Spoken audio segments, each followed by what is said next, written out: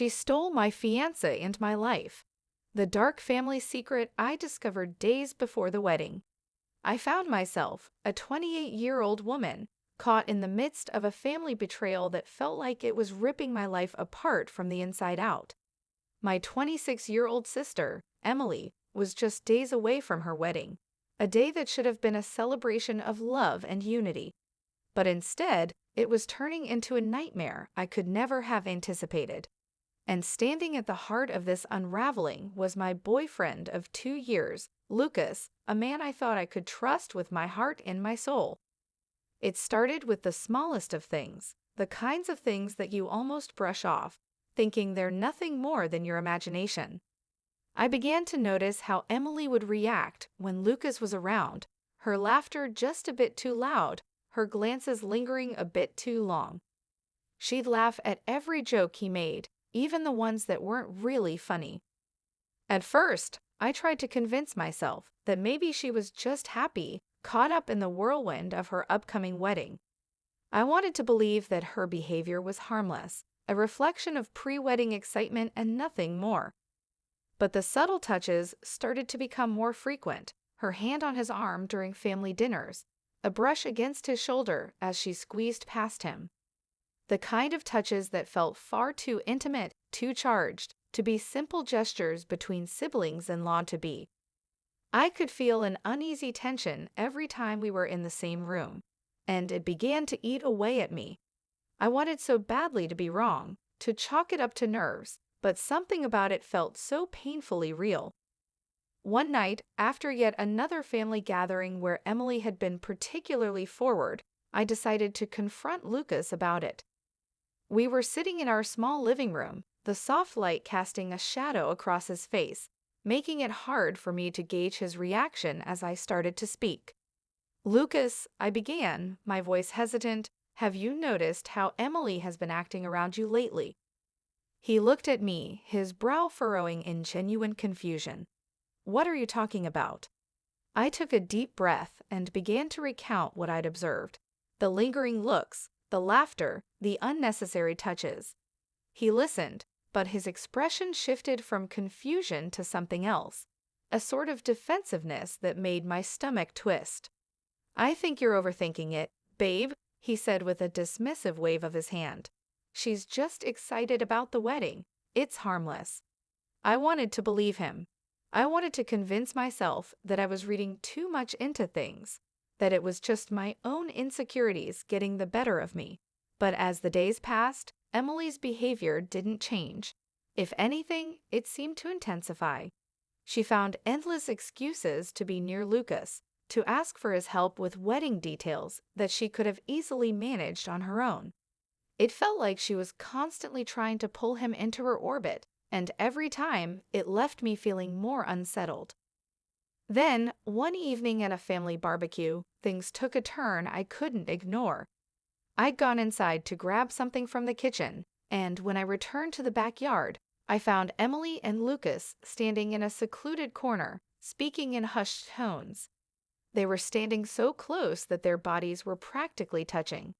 Emily was giggling, her hand resting on Lucas's arm as he leaned toward her, a soft smile on his face. My heart sank. The sight was like a punch to the gut, the kind that leaves you gasping for breath. They quickly separated when they saw me, but the damage was done.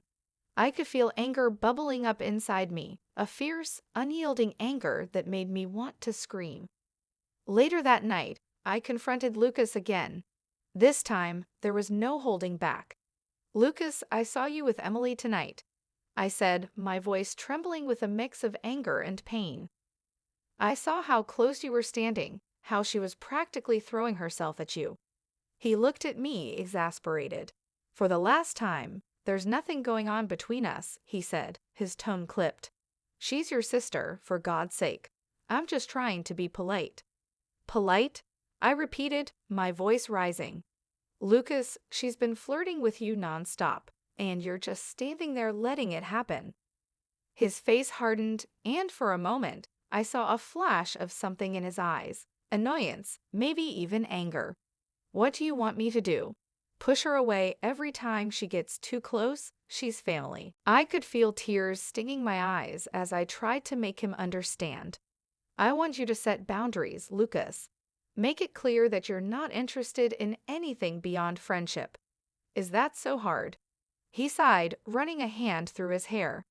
You're making this into something it's not, he said quietly, his voice laced with frustration. I think you're letting your jealousy cloud your judgment. Those words stung, cutting deep into my already fragile heart. Jealousy, was that really what he thought this was about? But as much as I wanted to push back, to make him see things from my perspective, it was clear that we were at an impasse. We went to bed that night, our backs turned to each other, the silence between us as heavy as a stone. The next day, I decided that I couldn't ignore it any longer. If Lucas wouldn't confront Emily, then I would. I arranged to meet her at a cafe near her apartment, determined to get some answers. When she arrived, she was all smiles, chatting excitedly about the wedding, completely oblivious to the storm brewing within me. Finally, unable to hold it in any longer, I interrupted her, my voice low and steady. Emily, I need to talk to you about Lucas. Her smile faltered, a hint of confusion in her eyes. What about him? I've noticed how you've been acting around him, I said, choosing my words carefully. The laughing, the touching, the flirting. It's making me uncomfortable. For a moment, she looked genuinely taken aback. But then her expression hardened, a defensive glint in her eyes. You're imagining things, she said flatly. Lucas is practically family. I'm just being friendly. Friendly, I repeated, my voice rising slightly. Emily, you're crossing a line, and you need to stop. She laughed, a sharp, bitter sound that sent a chill down my spine. Maybe you're the one with the problem, she said, her tone dripping with sarcasm. Maybe you're just insecure and looking for something that isn't there. Her words stung, but I refused to back down. This isn't about insecurity, I shot back. This is about respect. You're about to get married, Emily. Do you really want to start your marriage by disrespecting me and my relationship? She stood up abruptly, her chair scraping against the floor.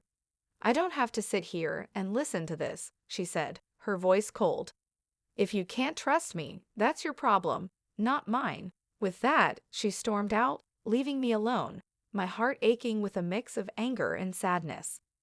The days that followed were tense and filled with a suffocating silence. Emily stopped speaking to me entirely, and my parents, having heard her version of events, were quick to take her side. They called me, urging me to apologize, to make things right before the wedding. And then, just 1 week before the wedding, I stumbled upon the truth that shattered everything.